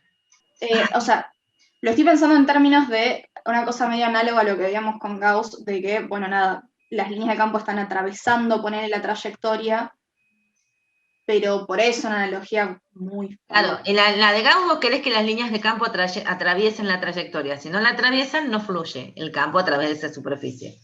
En la integral de circulación, lo que querés es que las líneas de campo tengan proyecciones sobre la trayectoria. ¿Y un rotor que vendría a ser? Yo no curso análisis 2. Sí, por eso, no te tenés que hacer mucho problema por ahora. Si entendés la integral de circulación, que es la parte integral, está bien. El rotor está diciéndote no entiendo la parte de integrales. Ahí vamos. Sí, está bien. Igual tómenlo con calma, porque lo van a ir digiriendo de a poco y después es uno de los... Vieron que todas las físicas siempre tenemos este problemita de que los análisis vienen atrás nuestro. Y eso nos complica bastante la vida. Esta integral de acá, que vamos a resolver varios casos, y la clase que viene vamos a hacer muchos ejemplos para que sepan qué hacer. O sea, les da distinta de ceros, ustedes miran el campo y pueden ver que hay proyecciones o componentes del campo en la dirección del diferencial de L. Bien, porque eso les quedaría el módulo del campo, el módulo del diferencial de L por el coseno del ángulo entre ellos. O sea que, por ejemplo, si está todo paralelo a la trayectoria que siguen, el coseno les da 1. Bien, si están antiparalelos da -1 y entre medio depende de la proyección. Ahora, si no hay proyección, si el campo es siempre perpendicular al diferencial de L, que era lo que estuvimos hablando hace un ratito de esas trayectorias circulares alrededor de la carga puntual, eran un ejemplo, si siempre es da perpendicular a la trayectoria, y bueno, esa integral es a 0. Bien, entonces ahí diríamos que el campo está divergiendo y no circulando. Pero también puede ser que les dé 0, o sea, si yo pongo una curva cerrada y no está azul, no tendrían mucho problema en decirme que esta integral del campo les da 0, porque dicen, bueno, sí, el campo es radial y puse una curva que es circular, concéntrica con la carga, siempre el campo es perpendicular a la curva, y como tengo acá, y el diferencial de L como va sobre la curva, entonces me termina dando 0. Me muevo a lo largo de la curva y el campo es perpendicular, así el producto escalar me da 0. Ahora, en una trayectoria cerrada que no es tan bonita como la que decíamos de un círculo concéntrico con Q, sino por ejemplo esta azul de acá, supongan que vamos y volvemos, bueno, ahí tendríamos que ver cómo son las contribuciones para ver qué da. Yo lo que les digo es que esta integral les va a dar 0 también en condiciones electrostáticas. Siempre les va a dar 0 en condiciones electrostáticas. ¿Y cómo me doy cuenta acá? Y bueno, porque yo miro acá y me doy cuenta, bueno, acá es casi perpendicular, acá tengo una pequeña componente, si trazo la perpendicular y voy viendo la componente en la dirección del diferencial de L, voy teniendo cada vez más componente y está más o menos en la dirección del diferencial de L, en el sentido también, así que la curva de arriba me da positiva, pero cuando vengo acá abajo me doy cuenta que es al revés, que el diferencial de L viene para este lado, pero que hay proyecciones que están contrarias al diferencial de L. Entonces lo que termino viendo es que la contribución por arriba y la contribución por abajo se compensan, y que la integral de circulación me vuelve a dar 0. Si hiciera la cuenta me daría 0 nuevamente. Entonces, esa es una forma de verlo, y la otra forma es pasar a la idea del rotor, y que un campo vectorial tenga un rotacional significa que las líneas de campo tienen que estar curvadas, tienen que seguir líneas curvas, de modo que ustedes las vean como rotar. Capaz que les ayuda a imaginarse, ¿vieron cuando les decían flujo y rotacional? Física General 2, porque si rotaba hacía como torbellinos, ¿se acuerdan de eso? En fluidos. Por ahí eso los ayuda un poco a pensar qué significa ser rotor. Si no, le pido ayuda a Gonzalo, a ver si nadie me entiende, capaz que a Gonzalo le sale mejor la explicación. Sí, igual es complejo para mí entender bien lo que es un rotor. Pero sí, la idea más que nada es como lo vieron en fluidos y no sé si alguna vez lo mencionaron, cuando un fluido no es rotacional, le ponen una ruedita y no gira como una ruedita, no sé si lo habían mencionado ya, no sé si eso lo vieron, Yo al menos en Física 2 no vi eso. ¿no? Cuando No. te dijeron, ¿te acuerdan fluidos? Y tenían las condiciones de aplicación de Bernoulli, les decían que el flujo tenía que ser laminar, ¿se acuerdan? En realidad era que les pedían que ustedes pudieran seguir las líneas y estas no se cerraran, sino que siguieran trayectorias abiertas. Y lo que les Sí, eso dice sí, Gonzalo, pero lo que les dice Gonzalo era para decir que era irrotacional, o sea que no botaban, no se hacían torbellinos en el líquido, les decían, si ustedes ponen una especie de ruedita tipo, como con tacitas, tipo molino, y ahí adentro, esa ruedita no tendría que girar porque el fluido va siempre en una dirección, no la va a hacer rotar. ¿Sí? Eso era un ejemplo típico para que se imaginaban que un fluido irrotacional, o sea, un fluido que no rota. Acá es lo mismo, pero en vez de pensar partículas del fluido, tienen que pensar en vectores del campo. Una cosa así. Por ahí, si agarran algunos dibujos, no traje muchos dibujos de eso a la clase, no me di cuenta, pero por ahí eso los podía haber ayudado a entender un poco más. Bueno, la cuestión es que esta integral, que ahora la vemos como, concentrémonos en la integral, esto se lo podemos dejar a los que ya han visto cosas de análisis 2 y saben un poco qué es el rotor, y nos podemos concentrar en esta de acá, y esta idea de mirar si el campo tiene una componente que está sobre el diferencial de L, y si apunta en la misma dirección del diferencial de L, tengo contribución positiva, y si apunta en la dirección contraria, tengo contribución negativa a esa integral en una curva cerrada. Y yo sé que en condiciones electrostáticas, ir y volver al mismo punto, hacer una trayectoria cerrada, me tiene que dar cero esa integral. O sea que ahora tengo una nueva ley integral. Antes tenía una integral de flujo que me daba la carga sobre epsilon cero, ahora tengo una integral de circulación, se llama, que me da cero. Ustedes en algunos libros van a encontrar a este dl como un ds, bien, pero yo sé que cuando uno escribe ds, porque diferencial de camino también se suele poner, ustedes se lo terminan mezclando con superficie, porque en otros libros las integrales de flujo les ponen el ds a la superficie. Entonces yo, para que ustedes no se armen un matete de qué integral estamos hablando, porque sé que lo tienen que ir como digiriendo estas integrales, cuando hice la integral de Gauss le puse diferencial de área, para que no le puse una S de superficie, le puse área, para que no hubiese confusión. A esta le pongo diferencial de camino con un dl, para que no haya confusiones y no vean un ds por todos lados y no sepan si están integrando en áreas o en caminos. Entonces, para mí es eso. Les aviso, porque por ahí van a un libro y ven un ds. Bueno, si están hablando de la circulación del campo, es un camino. Bueno, esto es lo que estuvimos diciendo ahora, el campo es conservativo. Estas condiciones que tienen arriba son condiciones para hablar que un campo vectorial es conservativo. O sea, ahora lo que estamos cambiando es el discurso. En vez de decir la fuerza es conservativa, decimos el campo es conservativo. ¿Sí? Que es equivalente. No decimos es un campo vectorial que es conservativo, porque cumple las condiciones de arriba, ya sea en forma integral, concéntrense en estas los que no hayan visto análisis 2, o en forma diferencial. Que sea conservativo, que cumpla esta condición, significa que existe un campo escalar asociado al potencial, que cumple, que la diferencia de potencial es menos la integral del campo entre dos puntos. Ahora vemos la otra, miremos esta. No se asusten, fíjense que básicamente es la misma idea, pero me deshice del acusero. ¿Sí? En vez de hablar de trabajo, ahora hablo de diferencia de potencial.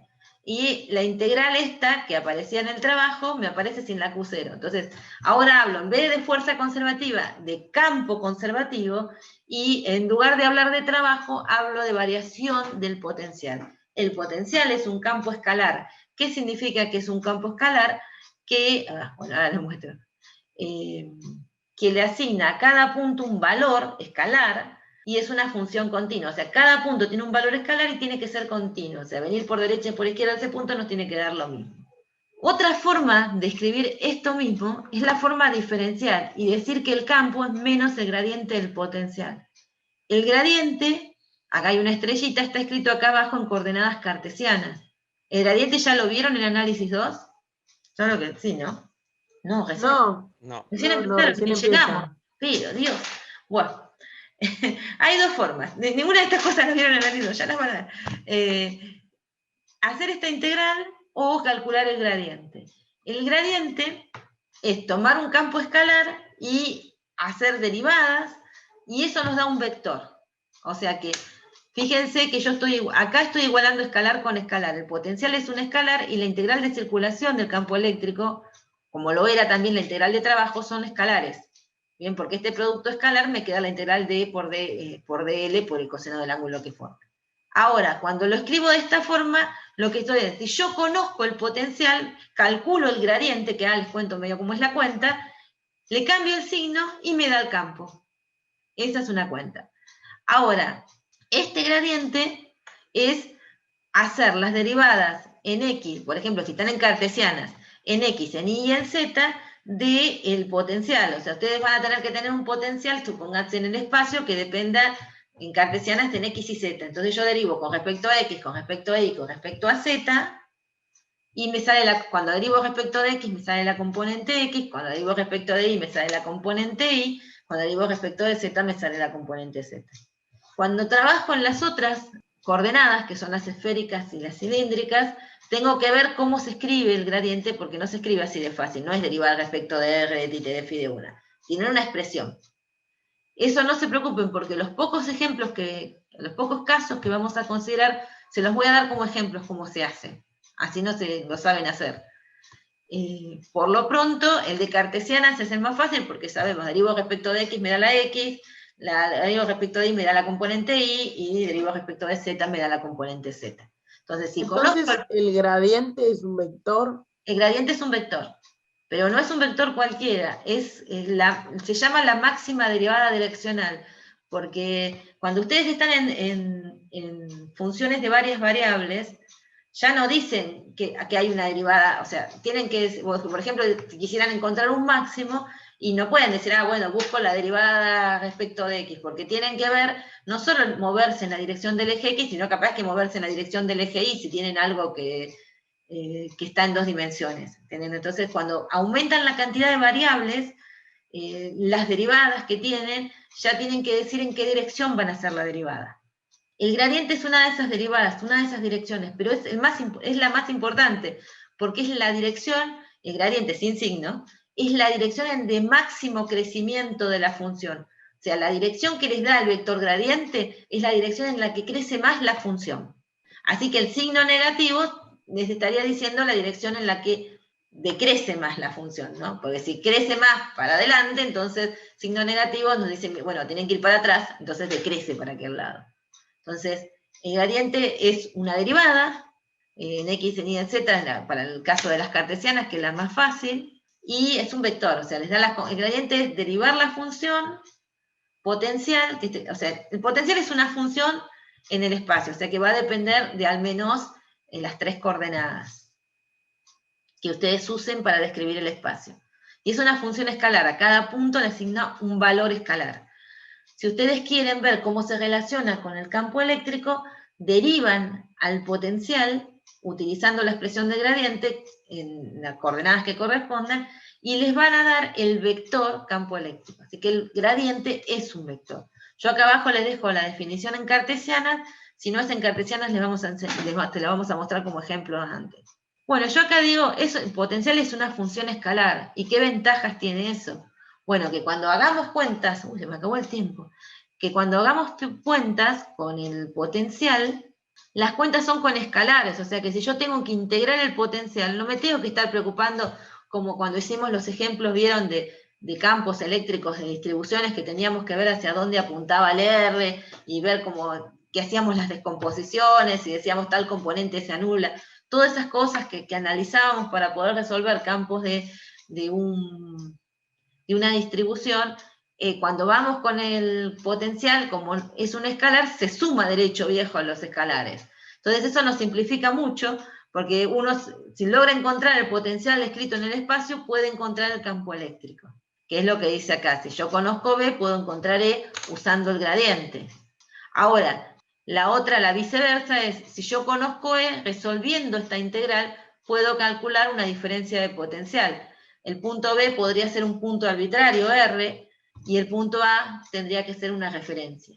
Lo vamos a ver, no se preocupen, no se asusten. Bueno, de vuelta, el mismo problema que tenemos con la energía potencial, lo tenemos con el potencial, porque lo tenemos definido a partir de una variación, entonces no sabemos, no lo tenemos en valor absoluto, siempre vamos a tener que elegir una referencia, o sea, un valor donde decir el potencial da 0 y mantenerlo. Entonces no lo podemos elegir en cualquier lado esa referencia, hay algunas reglitas simples que vamos a hablar hoy. Bueno, en 2 minutos pues me van a cortar. Esto lo que les decía es que decrece en la dirección y sentido en la que apunta el campo eléctrico, y dice por qué. Esto era la explicación que yo les decía, que el gradiente es la máxima derivada direccional, es decir, el gradiente es una derivada que les dice en qué dirección, es un vector que viene de derivada, que le dice en qué dirección va a crecer más la función potencial, en este caso, y el signo menos dice que apunta en la dirección en la que más decrece el potencial. Bueno, ahí lo tienen escrito. Y bueno, las definiciones que tenemos, esto que está escrito acá, es hablar de la diferencia de potencial entre A y B, es esto. Sí, esta notación la van a encontrar seguido. Siempre confunde un poco porque uno no sabe si está hablando de B sub A menos B sub B, o B sub B menos B sub A, de qué diferencia para un lado o para el otro. Si yo lo escribo así, delta B a B, lo estoy escribiendo con esta notación, que A es el punto inicial y B es el punto final.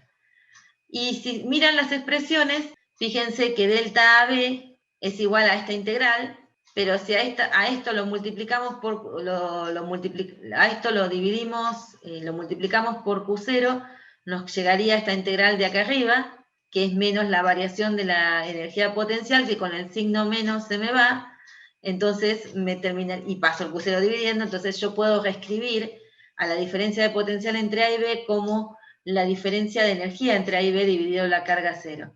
Es decir, que el potencial es la energía potencial por unidad de carga.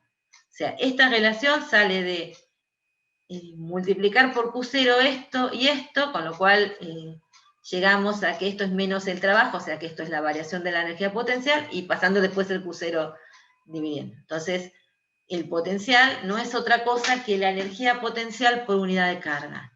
Y obviamente sus unidades eran entonces unidades de energía sobre unidad de carga.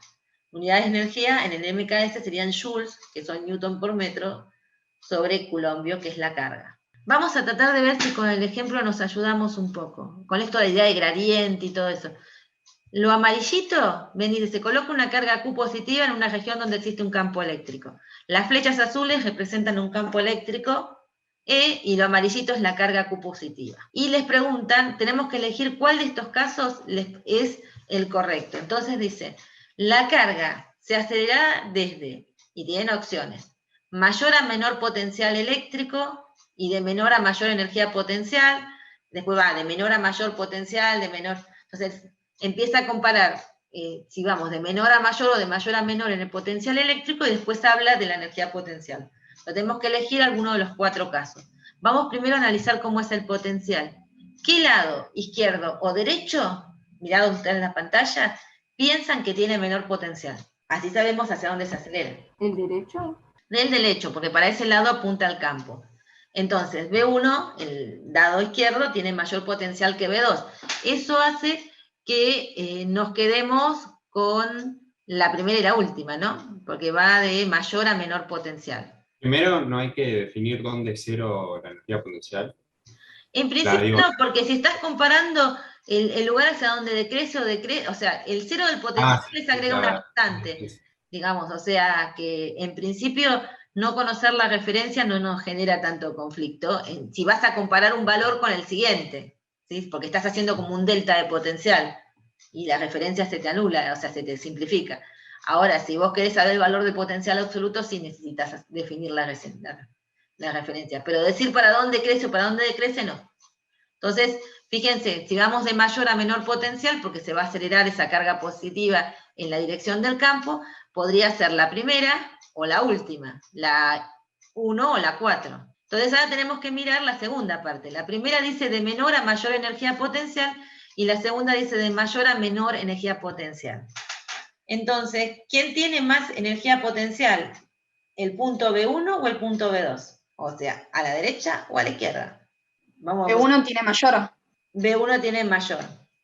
Entonces, si B1 tiene mayor, entonces va de mayor a menor energía potencial, con lo cual nos quedamos con la 4. ¿Cambia la respuesta si fuera negativa? ¿Qué opinan? ¿Cambiará? Sí, porque B1 en ese caso tendría menor energía potencial. Sí, o sea, sería como unidero de límites, algo así. Tenemos que ver. El potencial se mueve de menor a mayor, se va a mover para aquel lado. Está bien, para el lado del puntero rojo. Así que ahora estamos entre 2 y 3. Y se va a mover desde B2 hacia B1. ¿Quién tiene menor energía potencial con una carga negativa? B1. ¿B1? Estamos hablando de energía potencial con una carga negativa. Tendría que multiplicar por la carga la diferencia de potencial. Si el potencial es la energía por unidad de carga, al multiplicar por la carga, me da la energía, ¿sí? Entonces, yo digo, el B1 es más grande que B2, pero cuando lo multiplico por algo negativo, ¿qué pasa? ¿Qué pasa con este signo? Se invierte, pero...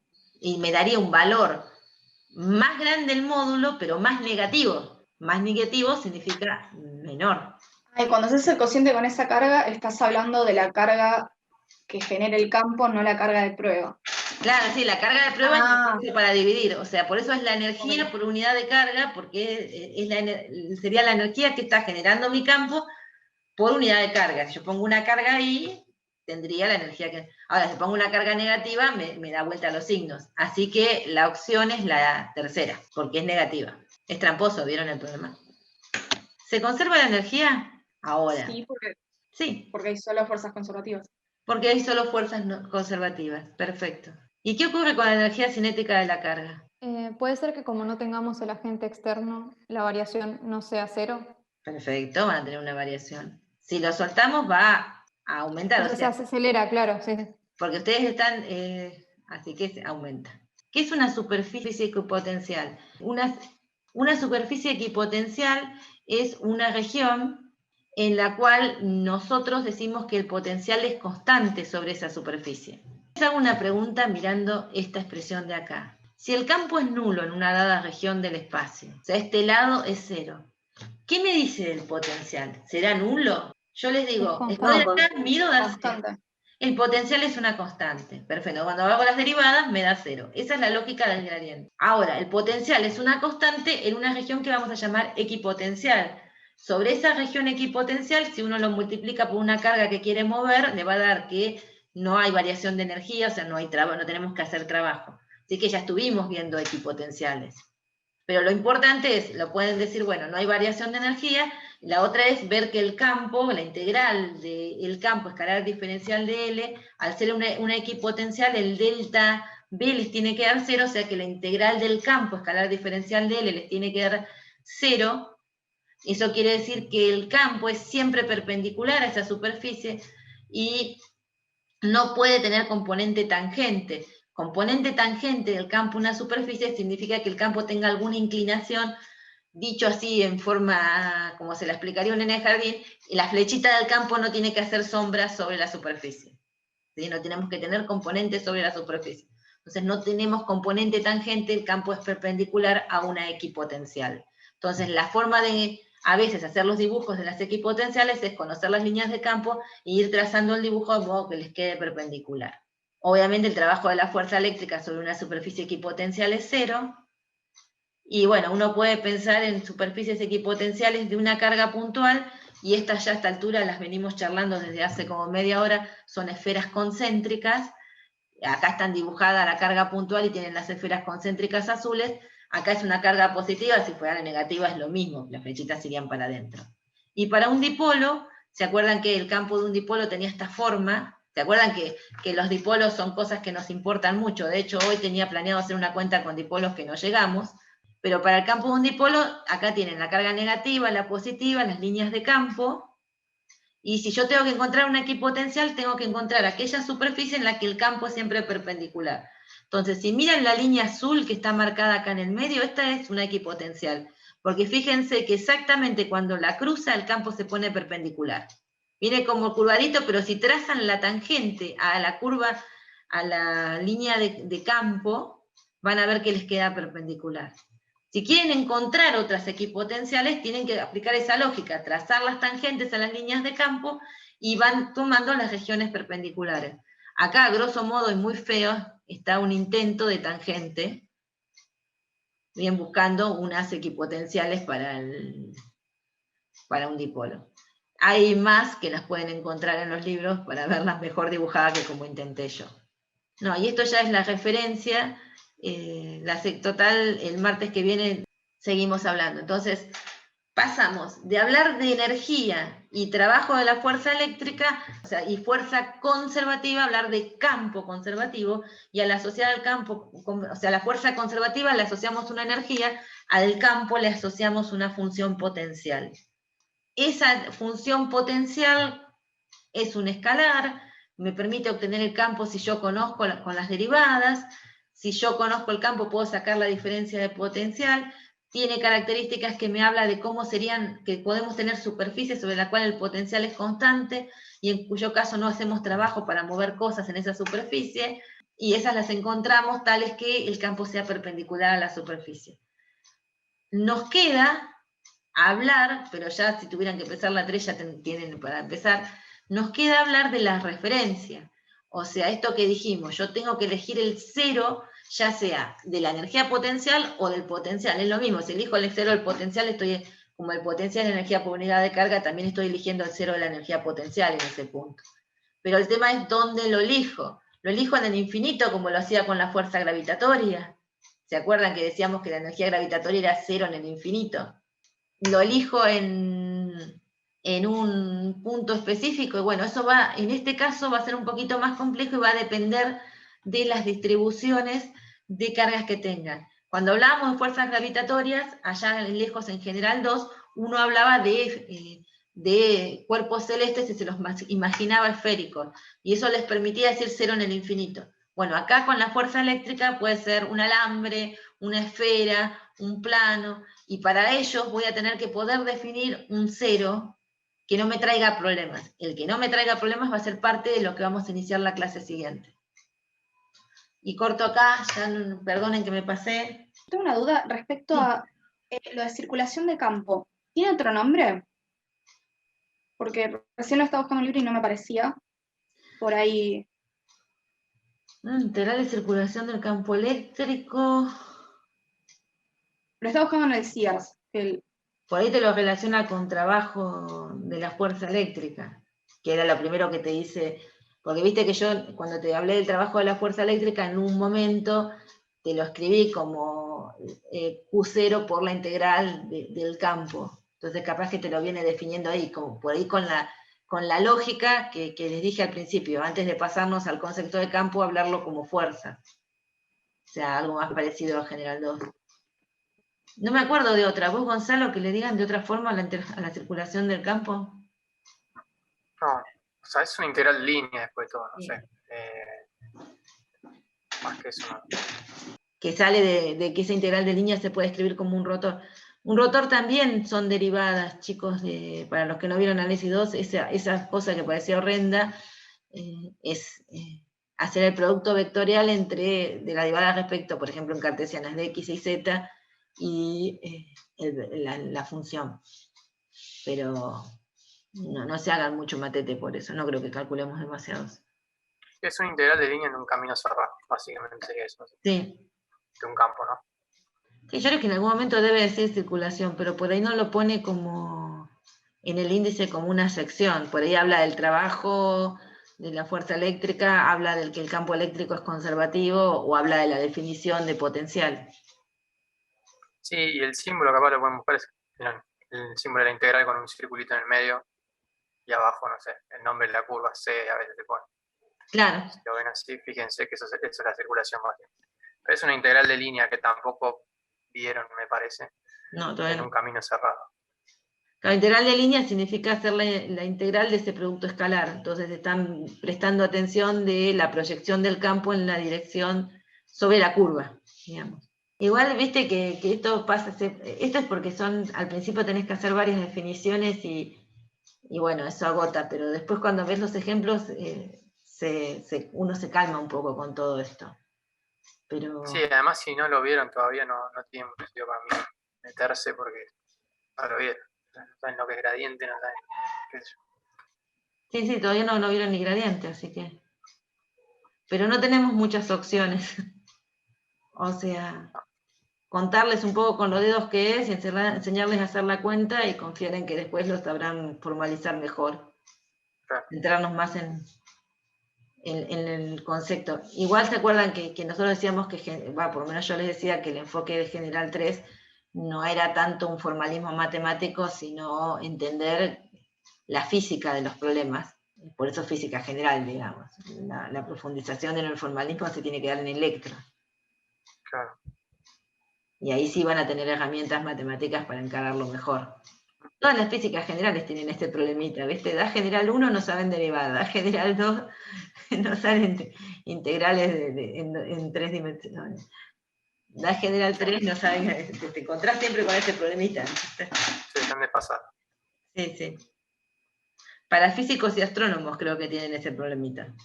Porque los chicos de geofísica la tienen antes, análisis 2. Lo cual no significa que la hayan logrado cursar antes también. Es otra historia. Bueno, espero no haberlos mareado mucho. Las clases se las voy a subir corregida y así la tienen.